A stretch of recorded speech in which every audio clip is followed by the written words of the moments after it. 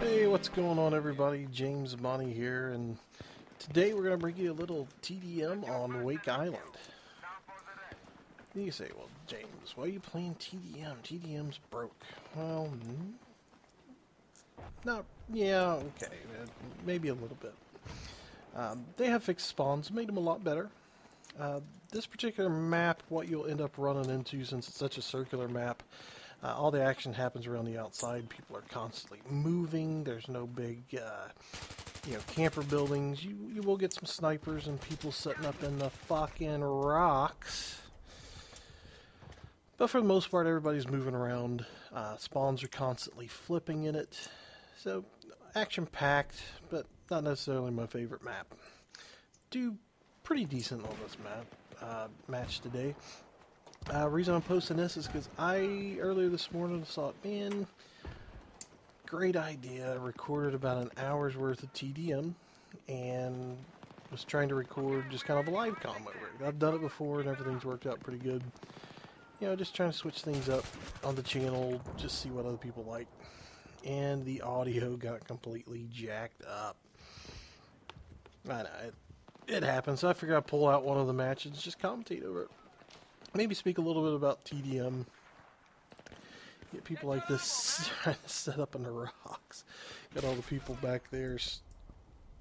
Snipers sometimes. What are you going to do? Talk a little bit about TDM. Here lately, I think I spoke about it in the last video. Really just haven't been feeling the conquest. It's so frustrating to get on a team and work your ass off because I'm PTFO all the way. Don't care about my KD. I care about winning the games, capping flags. Period. That's just it. Probably much to my detriment, I do that. But when you get a host of other people on your squad that just want to run around or camp in corners or whatever, makes it very, very disheartening and frustrating. So I thought, if I'm gonna have nothing but a team running around and killing people, at least make it worth our while and play some TDM and get owned, son. I love that little moment right there. And, put it in a TDM to where, everything that these bad players are... I ain't going to say bad players. I really hate to say it, because I'm not a good player. People that don't play the objective. If that's what they want to do, might as well play with them in a game type where that's the objective. So, and actually, truthfully, we've been having a lot of fun playing it. It's more enjoyable than anything else I've been playing on Battlefield. And I love the game, so I might as well make it enjoyable. So there. Talked a little bit before about spawn flipping, and if you're kind of new to Battlefield or really any first-person shooter, kind of how it works. Each team, this is, I really hate to make this comparison, but the TDM on here is very similar to like the Call of Duty. Make a comparison because most people will get what you're saying when you compare it to Call of Duty. In that each team has a spawn area, particular part of the map with multiple spawn locations. That when that is your spawn, you will spawn in one of those random.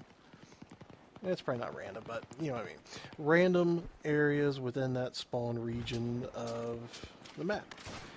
What will happen is, as the other team progresses around around the map and pushes up into your spawn, the game will change the area where your team spawns. Spawn flip. You'll flip to another area. So either you're getting the other team pushing into yours, or you're pushing into the other team's. You'll cause it to flip. Now, sometimes you can use this to your advantage. Several of these maps this is more of a linear map, circular, things are constantly changing, but there are some maps to where they're a little more, I would call two-sided. Your team tends to spawn in one area and stays there because the way the map is designed, it's just kind of a standoff the whole map. Good one of that is Seine Crossing and Grand Bazaar. On crossings, if you can get the spawn where you're up in the one area that's got the building, multiple story building, and you can keep that map, you're probably going to win. Because you've got the high ground, the other team's spawns pretty much funnel them to you. From the building, you have some great lines of sight. Just overall a much better spawn to have. Now, if you'd spawn on the other side, it is possible to get the flip. You're just going to have a coordinated effort from your team to push towards the building and hopefully into the building and take it over. Easy as that. I actually have a game of Seine Crossing I recorded earlier, and I might put that up just to kind of show how that all works. Now, again, like I said, on the maps like this, the spawn area is not super important because it seems like just from about any area of the map, you can pretty much hold off because there's lots of cover, but there is no real buildings that people camp in a lot. I mean, there's some structures around the map, but you typically don't find people in there because if you stick out in one of those buildings, you're not going to see much action because people tend to stay out of them. Action is going to happen on either sides and the two kind of high grounds at either end of the map. Now today I am using the M27. Freaking awesome gun.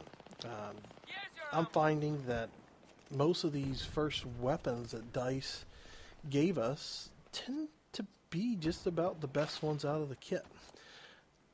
I've gotten back to using the M27, the M16. I've always kind of used the M4 and M4A1.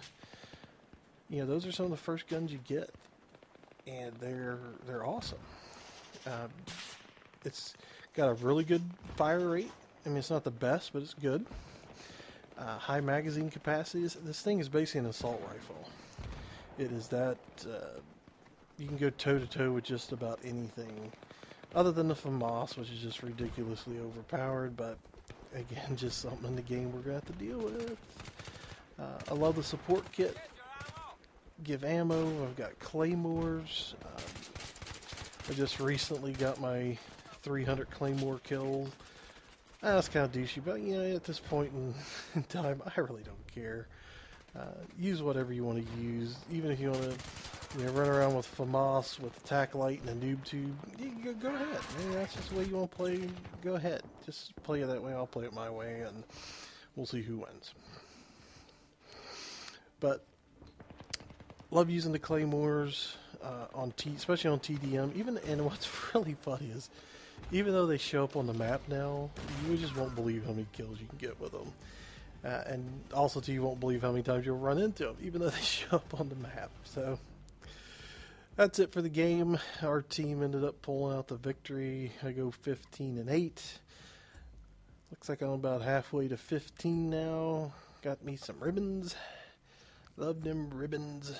MVP 2. I think that's TDM winners. About 170 TDM wins now out of getting close to about 300 matches played. Not bad. I think my win-loss is right around 1.3 area. So that's pretty good. Yeah, I think I show some of the ribbons here at the end. So I can't really see it from the preview screen, but you can take a look and see how many I got. Some more ace squads. Might post up a few more of these TDMs if you guys like them. I've got 4 or 5, like I said, that I recorded today, but lost the audio too, so there we go. As always, thanks for watching.